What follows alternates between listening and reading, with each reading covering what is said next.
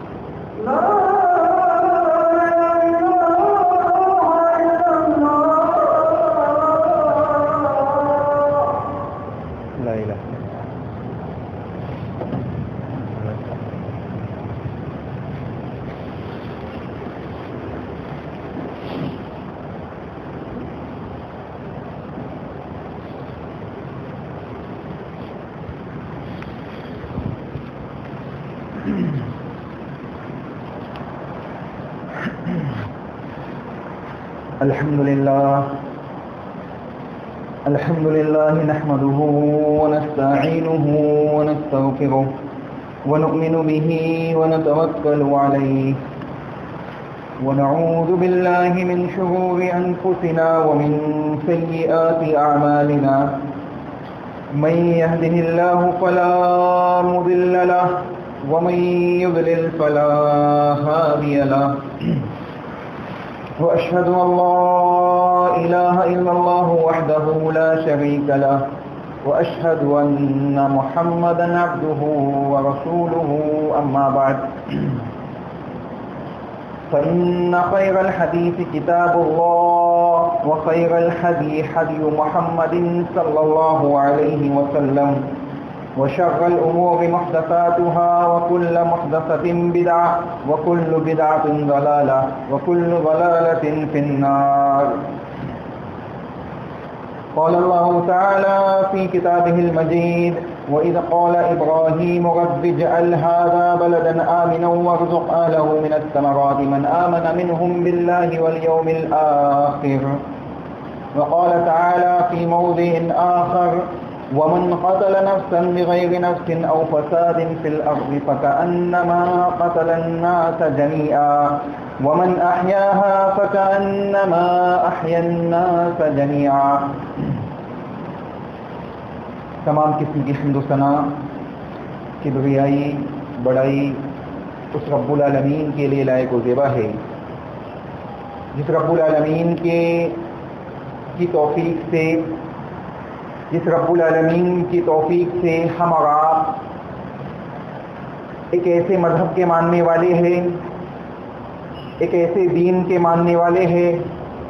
جس کے سلسلے میں رب العالمین نے اپنی رضامندی کا اظہار کیا ہے. بے پناہ تعریفات اور حمد و ثنا اس رب العالمین کے لیے ہے جس نے اس دنیاوی زندگی کو، انسان کو حیات عطا فرمائی اور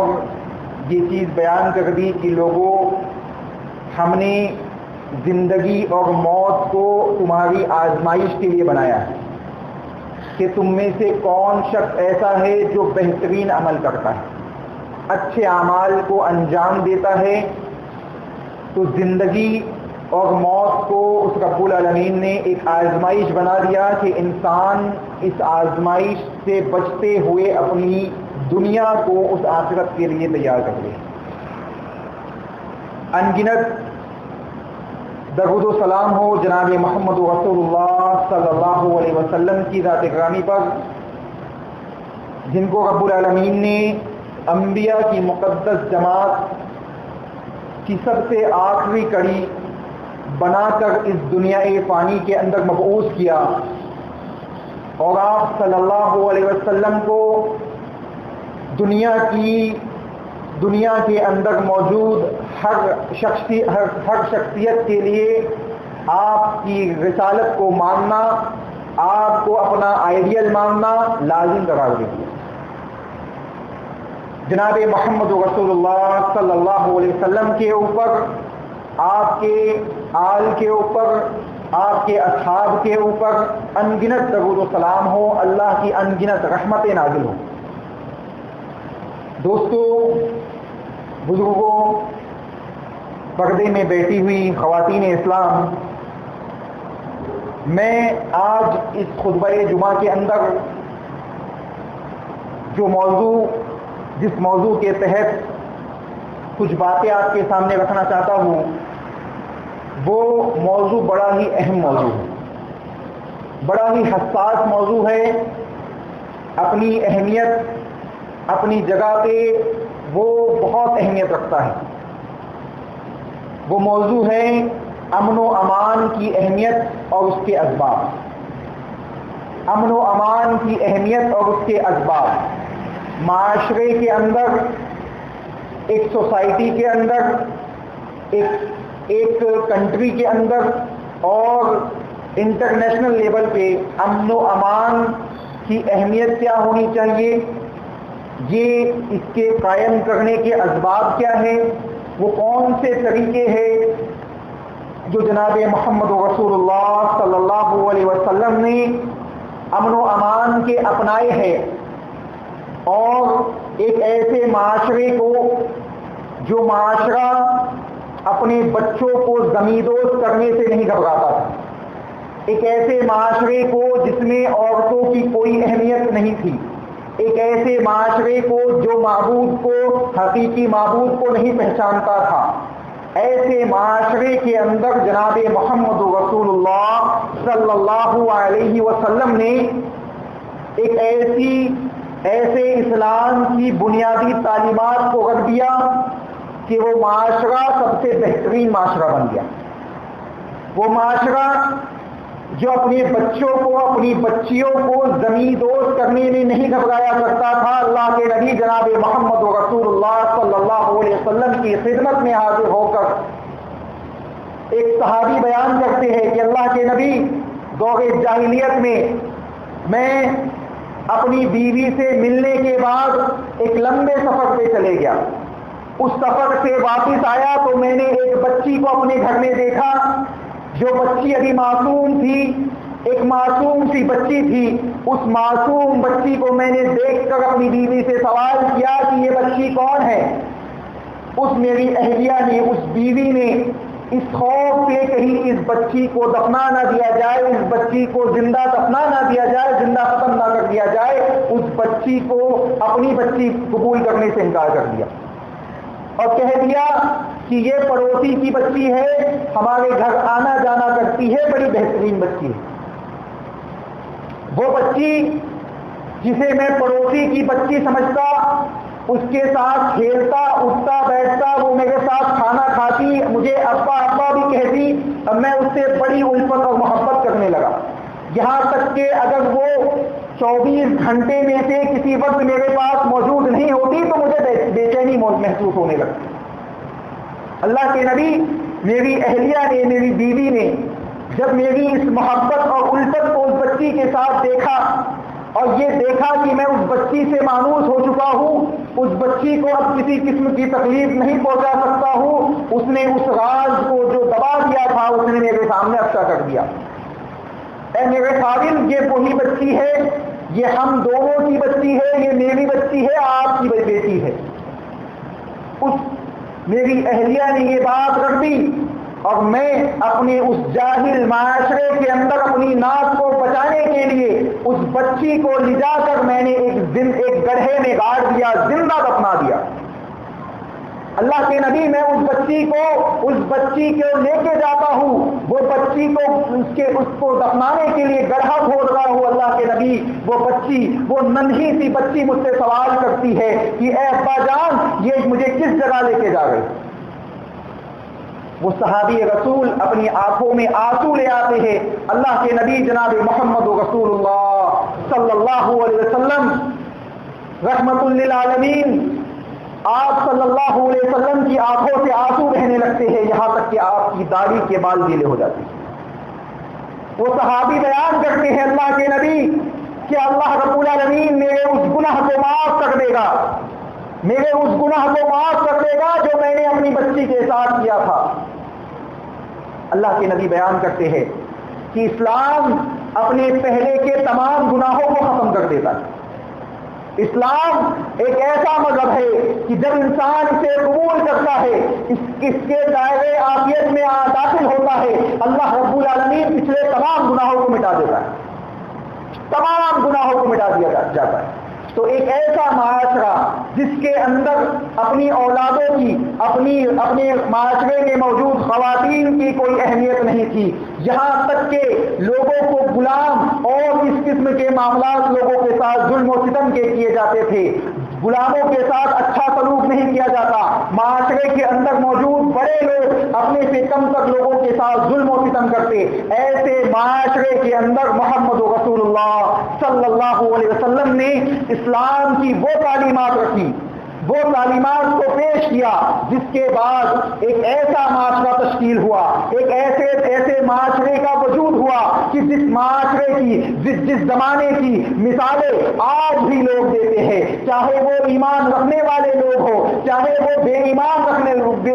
لوگ ہو، یعنی اللہ اس کے رسول کو نہ ماننے والے لوگ ہو، وہ تمام کے تمام لوگ اس زمانے کی، جس زمانے میں محمد رسول اللہ صلی اللہ علیہ وسلم نے اسلام کی تعلیمات کو لوگوں میں رکھا تھا، اللہ کے نبی صلی اللہ علیہ وسلم کے خلفائے راشدین نے اسلام کے احکامات کو لوگوں کے سامنے بیان کیا تھا، ان تمام زمانوں کو آج بھی دنیا مانتی ہے کہ وہ سب سے پرامن اور پرسکون زمانہ تھا۔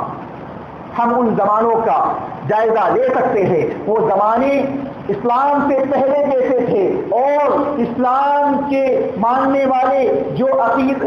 تقویٰ اور پرہیزگار لوگ تھے، ان کے ختم ہونے کے بعد جو زمانے فتنے کے شروع ہوئے وہ کیسے زمانے ہیں، اور ان دونوں کے درمیان کا جو زمانہ تھا، تو اللہ کے نبی جناب محمد رسول اللہ صلی اللہ علیہ وسلم بیان فرماتے ہیں، لوگوں سب سے بہترین زمانہ میرا زمانہ ہے، اس کے بعد میرے صحابہ کا زمانہ ہے، اس کے بعد ان لوگوں کا زمانہ ہے جنہوں نے صحابہ سے ملاقات کی ہو، یعنی تابعین کا زمانہ ہے۔ اللہ کے نبی کا زمانہ، صحابہ کا زمانہ، تابعین کا زمانہ، یہ زمانے ہم دیکھ سکتے ہیں۔ ایک بہترین معاشرے کی تشکیل دینے کی مثالیں ان زمانوں میں پائی جاتی ہیں، ایسے بہترین زمانے تھے۔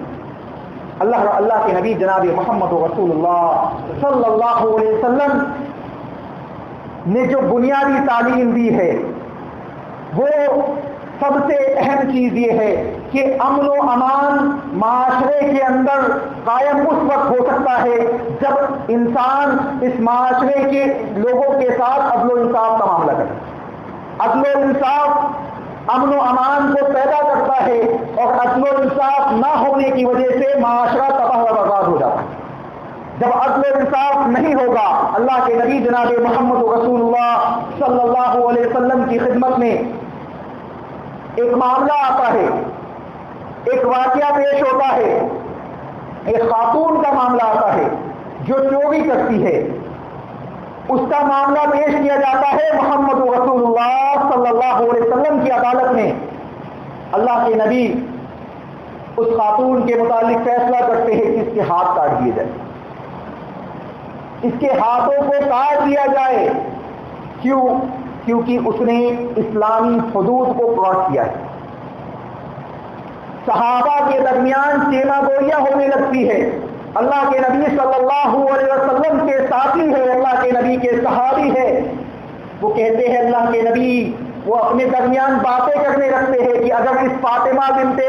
فاطمہ نام کی عورت کو اس کے ہاتھوں کو کاٹ دیا جائے تو یہ جس قبیلے سے تعلق رکھتی ہے وہ ایک بڑا قبیلہ ہے، ایک معاشرے کے اندر اثر و رسوخ رکھنے والا قبیلہ ہے، اس قبیلے سے دشمنی ہونے کا امکان ہے، اس قبیلے سے مالی امداد ختم ہونے کا امکان ہے. اللہ کے نبی صلی اللہ علیہ وسلم کے پاس کسی ایسے شخص کو بھیجا جائے، کسی ایسے فرد کو بھیجا جائے جو اللہ کے نبی صلی اللہ علیہ وسلم سے اس فاطمہ نامی عورت کے سلسلے میں سفارش کر دے. فاطمہ نامی عورت کے سلسلے میں سفارش کر دے. چنانچہ ایک صحابی رسول کو منتخب کیا جاتا ہے جو اللہ کے نبی صلی اللہ علیہ وسلم کے چہیتے صحابہ میں سے ہے، اور اللہ کے نبی صلی اللہ علیہ وسلم کے پاس بھیجا جاتا ہے.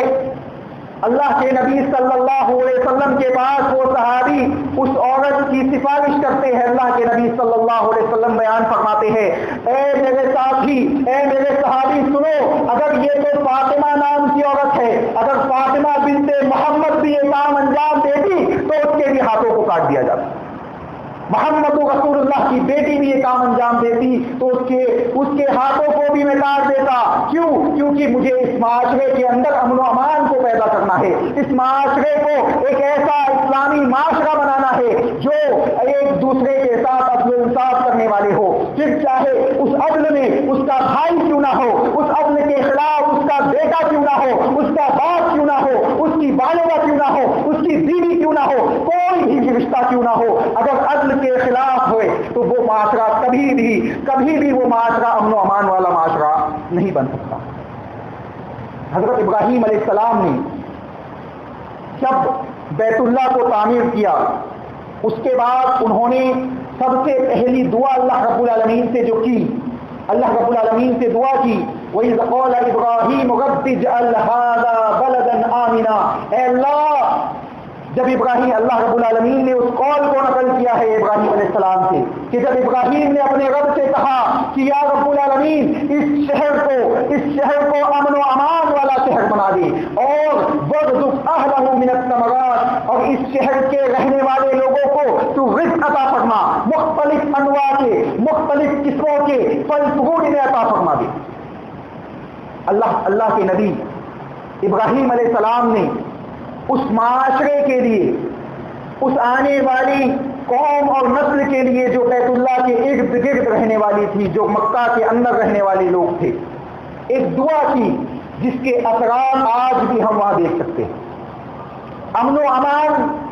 امن و سکون آج بھی اس معاشرے کے اندر موجود ہے، یہاں تک کہ اللہ کے نبی صلی اللہ علیہ وسلم نے بیان کیا کہ اس شہر کے اندر کسی جانور کو قتل کرنا بھی حرام ہے،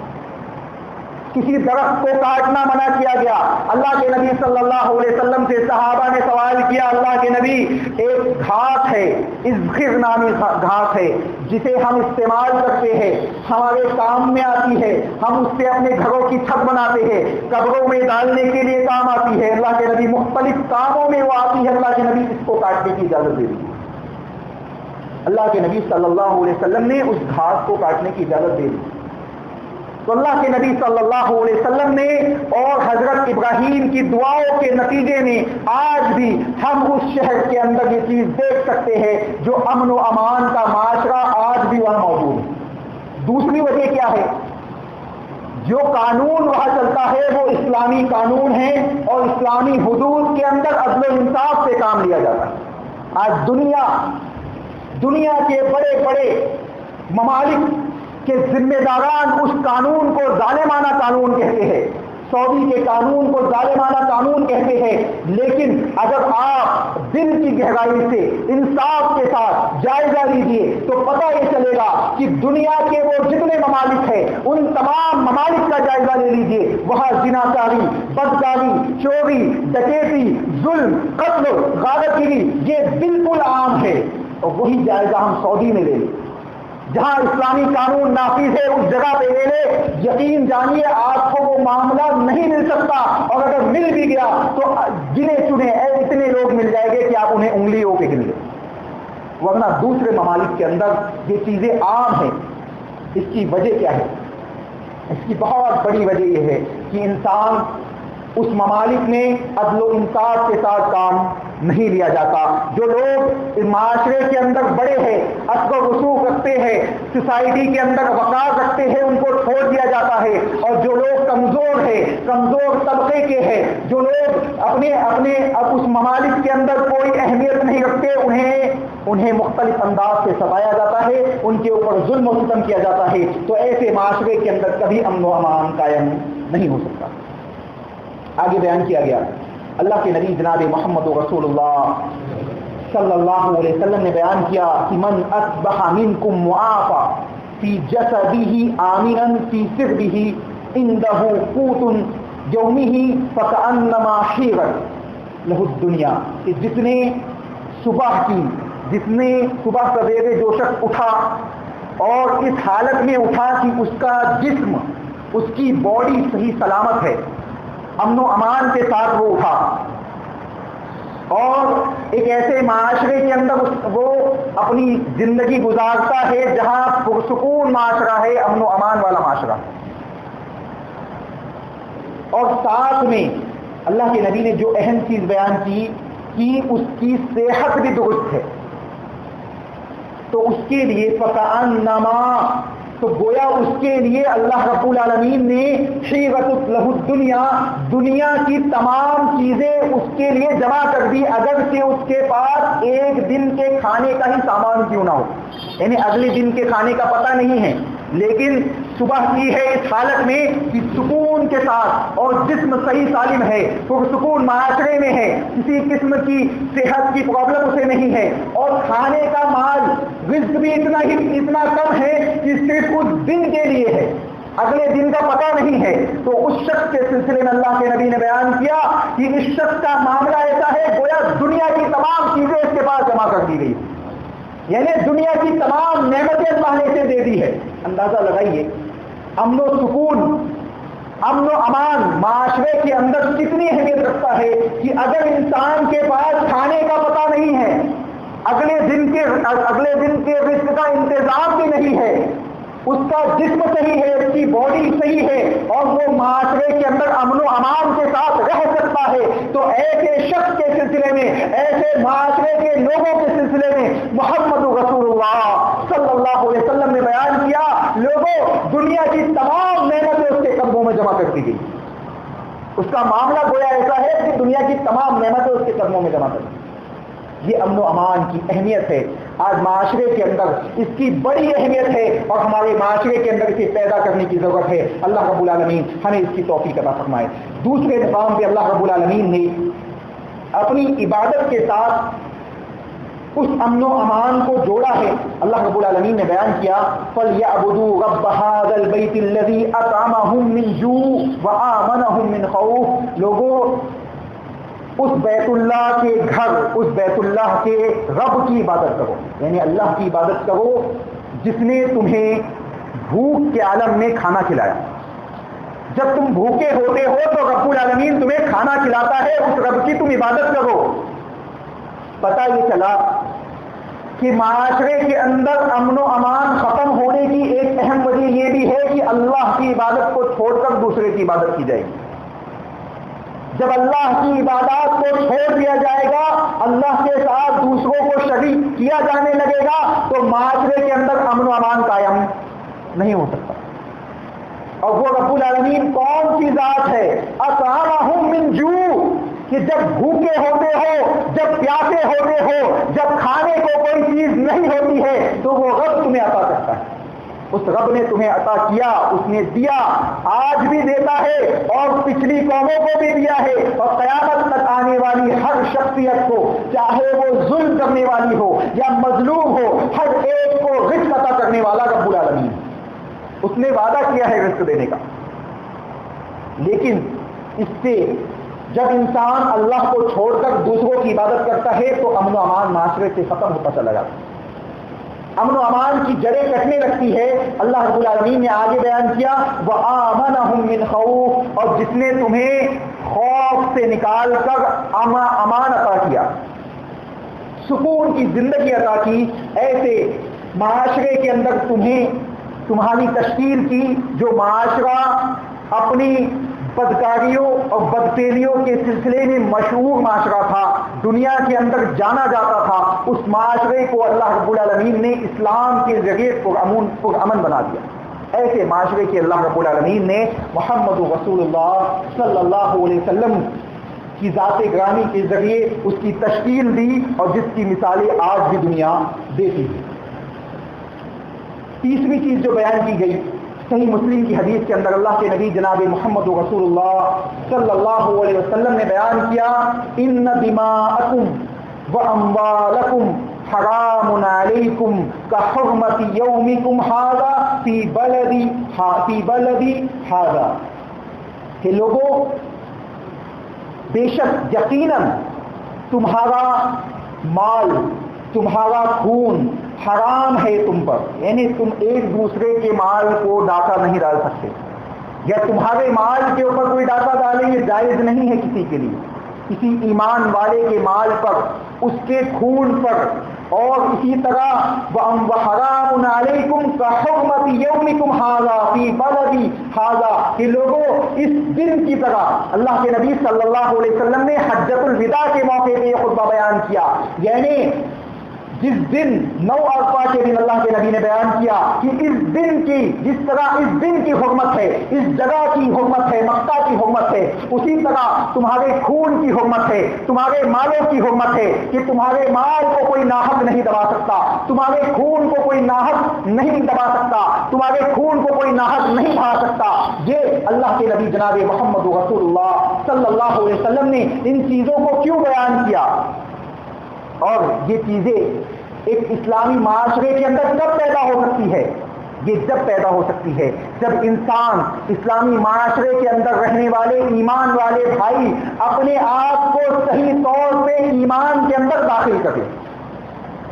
اپنے آپ کو اللہ کی کتاب سے محمد رسول اللہ صلی اللہ علیہ وسلم کے فرمان سے جوڑ لے۔ اس کے سوا کوئی دوسرا حل نہیں ہے کہ معاشرے کے اندر امن و امان ہم پیدا کر سکیں۔ امن و امان کی سب سے اہم جڑ یہ ہے کہ اس معاشرے کو محمد رسول اللہ صلی اللہ علیہ وسلم سے جوڑ دیا جائے۔ اگر معاشرے کو اللہ کے نبی سے منقطع کر دیا جائے گا تو یقین جانیے یہ اسلام جو آج ہمارے سامنے اللہ کی کتاب اور محمد رسول اللہ صلی اللہ علیہ وسلم کے فرمان کی شکل میں موجود ہے، اس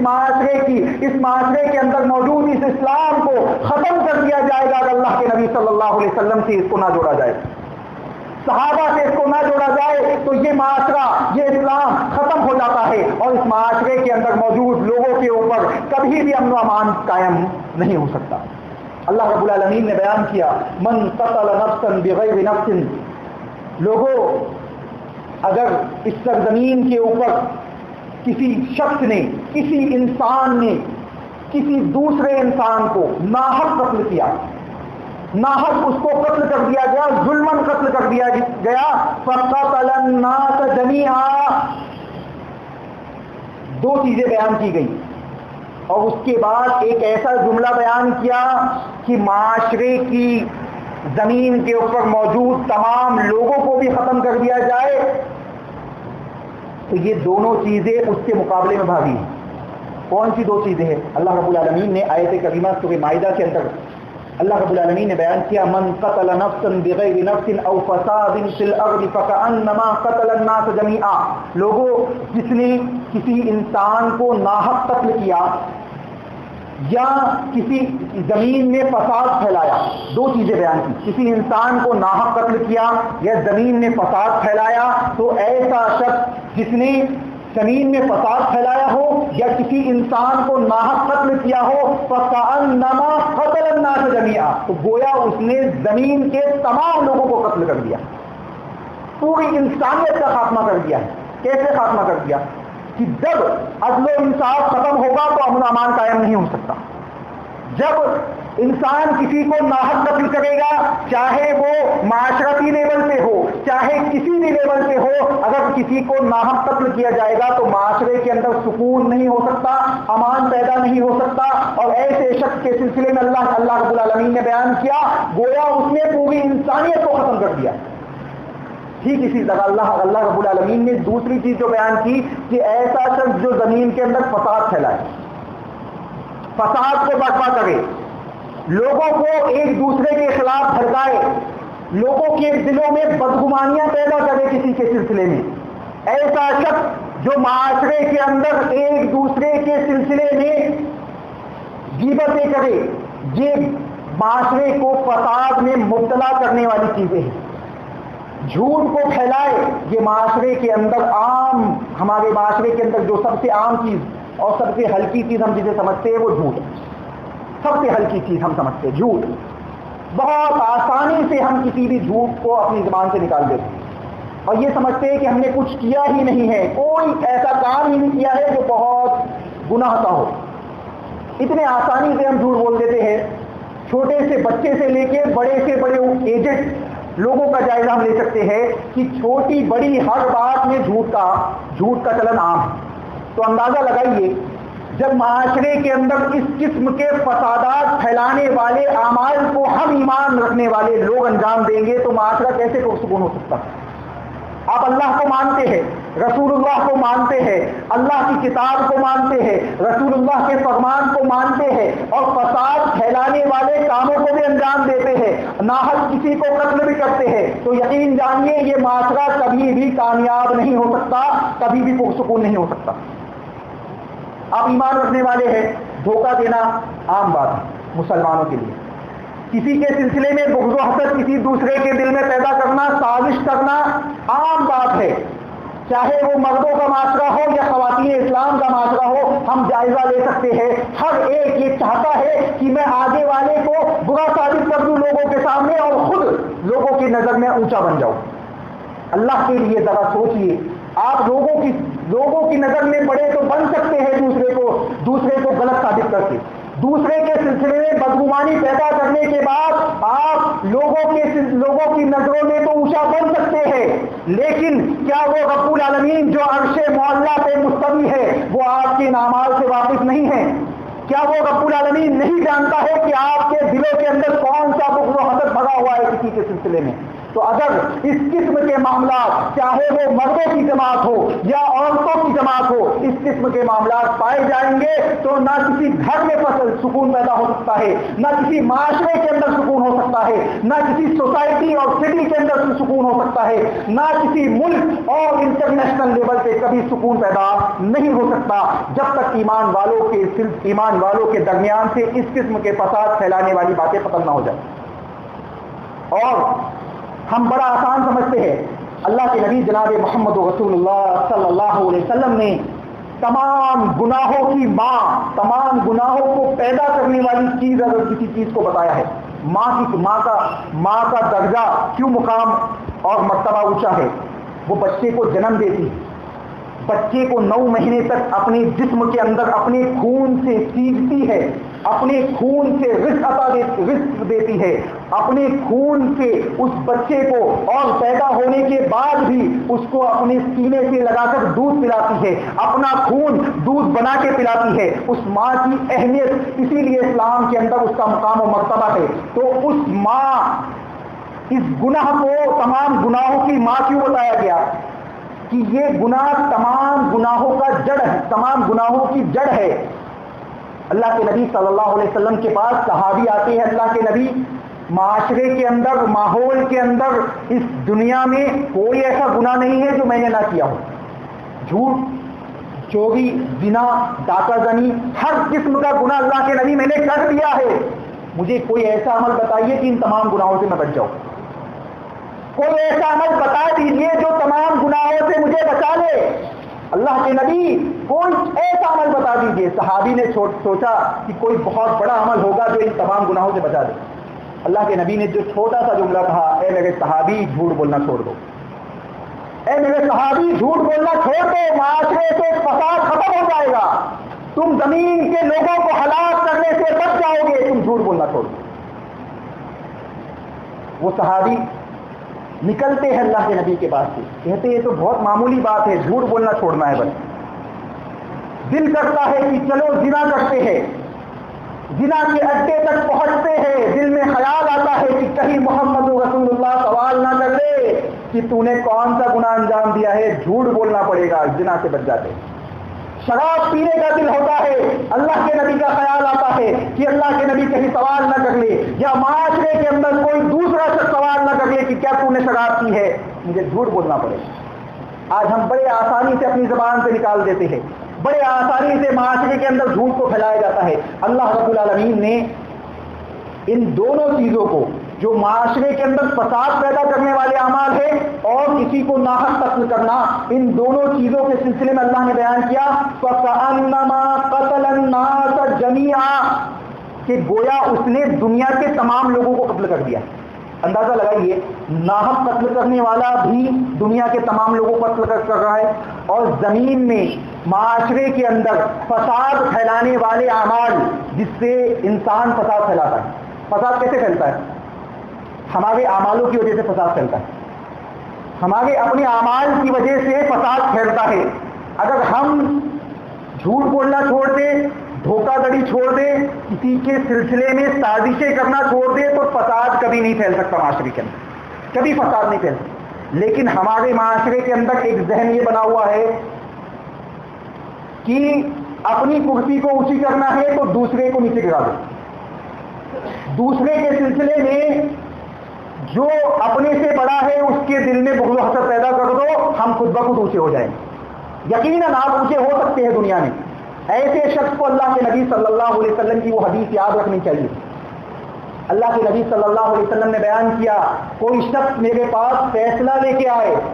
کہ کوئی معاملہ لے کے آئے, اور ممکن ہے کہ کسی کی زبان کی درازی کی وجہ سے, زبان کی تیزی کی وجہ سے میں اس کے حق میں فیصلہ کروں, یعنی اگرچہ وہ اس کا حق نہیں رکھتا ہے, ناحق فیصلہ مجھ سے صادر ہو جائے, میں اس کے حق میں اس کی دلیلوں کی وجہ سے فیصلہ کر دوں. لیکن سنو اے میرے بھائیوں, اے میرے ساتھیوں, اے ایمان رکھنے والے لوگوں سنو, وہ شخص جانتا ہے کہ میرے حق میں فیصلہ تو ہو گیا ہے لیکن میں اس کا اہل نہیں ہوں, یعنی فیصلے کا حقدار اصل میں وہ تھا جس کے حق میں نہیں ہوا ہے, تو میں نبی ہونے کے باوجود غلط فیصلہ اگر کر دوں اور وہ شخص اس فیصلے کے مطابق راضی بھی ہو جائے, دنیا میں کامیاب بھی ہو جائے اور دوسرے کو سزا بھی مل جائے, تو یقین جانو اس نے اپنے لیے جہنم کا ایک حصہ متعین کر لیا ہے جس نے میرے سے غلط فیصلہ کروایا. نبی کی زبان سے یہ بات نکل گئی. آج ہم اپنے بھائیوں کے سلسلے میں بغض و حسد اور دوسرے کے سلسلے میں سازش اس لیے کرتے ہیں کہ ہمارا معاملہ لوگوں کے سامنے اونچا ہو جائے, ہم اونچے بن جائے. لیکن اللہ کے دربار میں جب انصاف ہوگا تو یقین جانیے اللہ رب العالمین وہ انصاف کرنے والا ہے کہ اگر کسی بغیر سینگ والی بکری نے بھی کسی سینگ والی بکری نے کسی بغیر سینگ والی بکری کو مارا ہوگا ناحق, تو وہ اللہ رب العالمین اسے بھی سینگ عطا کیے گا, عطا کرنے کے بعد اسے بھی انصاف دلائے. تو وہ رب العالمین کے پاس ہر چیز کا فیصلہ ہے, ہر چیز کا انصاف ہونے والا ہے. تو اگر ہم اس معاشرے کو تباہ ہونے سے, برباد ہونے سے بچانا چاہتے ہیں تو جتنے فسادات والے اعمال ہمارے درمیان پائے جاتے ہیں, دوسروں کو نہ دیکھیں, ہمارے درمیان پائے جاتے ہیں, پہلے انہیں ختم کیے جائے. جب تک وہ ختم نہیں ہوگے ہمارا معاشرہ پرسکون نہیں ہو سکتا, ہم اس دنیا میں کامیاب نہیں ہو سکتے. اور کامیاب ہونے کا اللہ رب العالمین نے جو اصول بتایا ہے, معاشرے کے اندر بلند ہونے کا جو اصول بتایا ہے, وَأَنْتُمُ الْأَعْلَوْنَ إِن كُنتُم مُؤْمِنِينَ,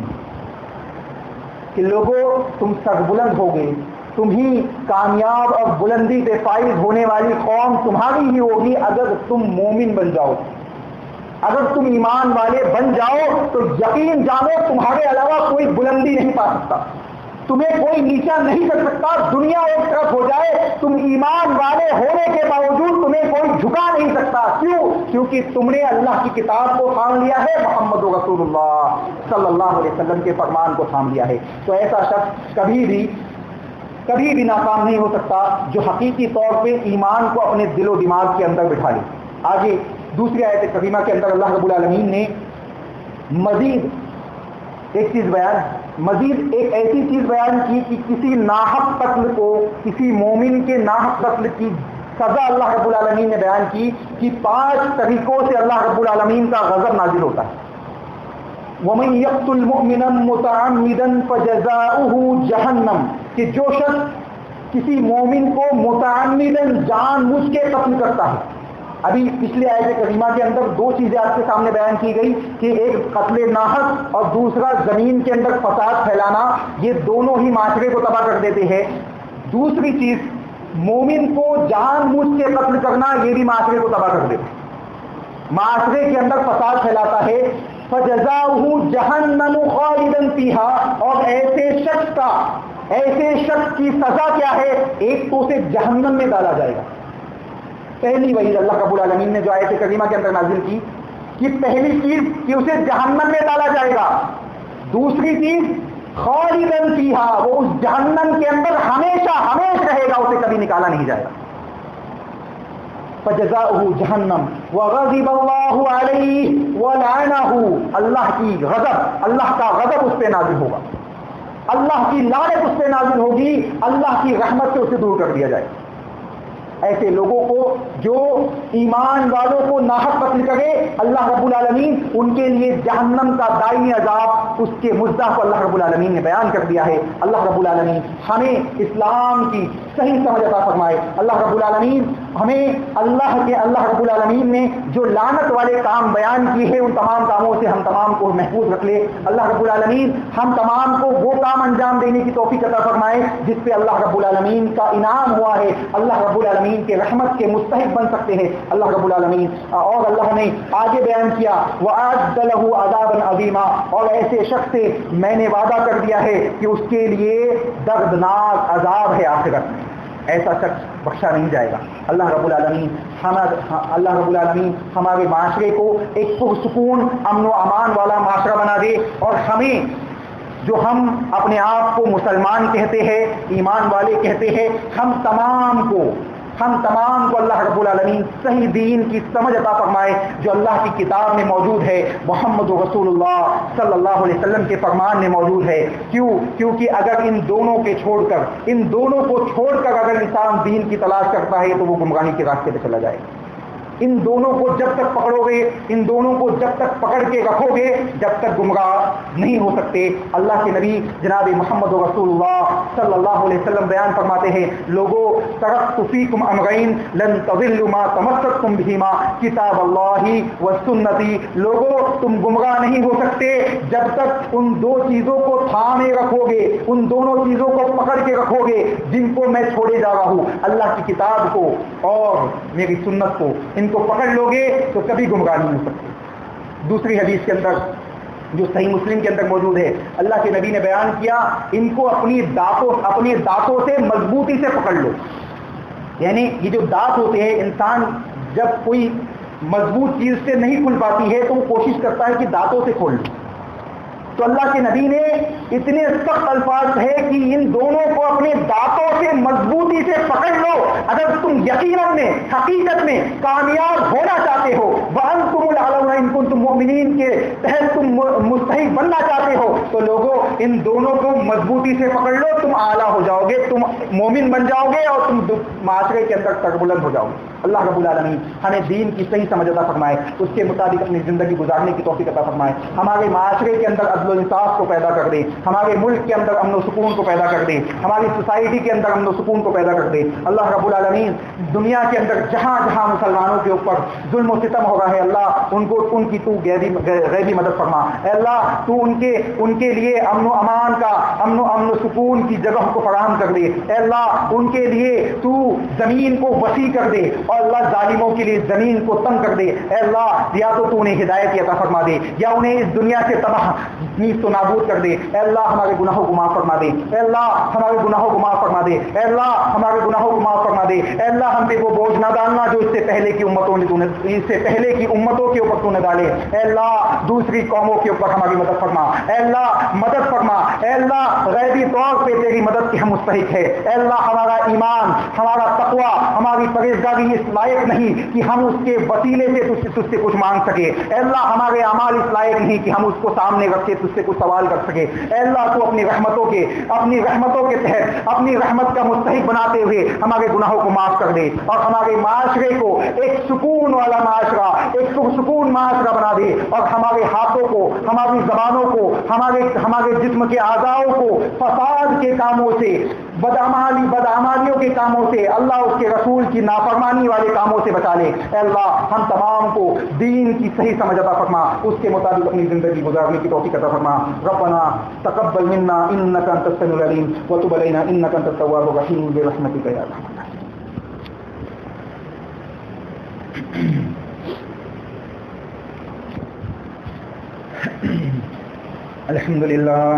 الحمد لله نحمده ونستعينه ونستغفره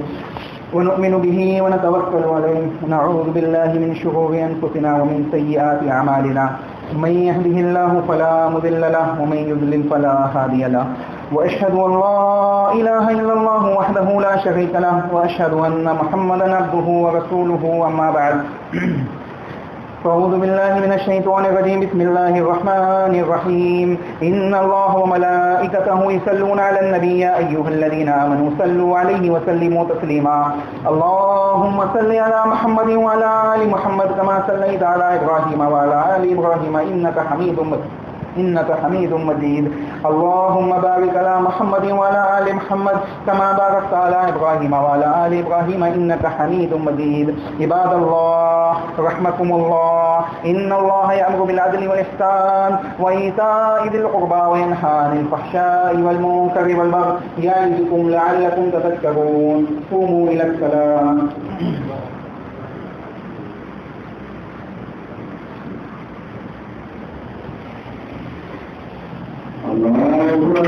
الله أكبر أشهد أن لا إله إلا الله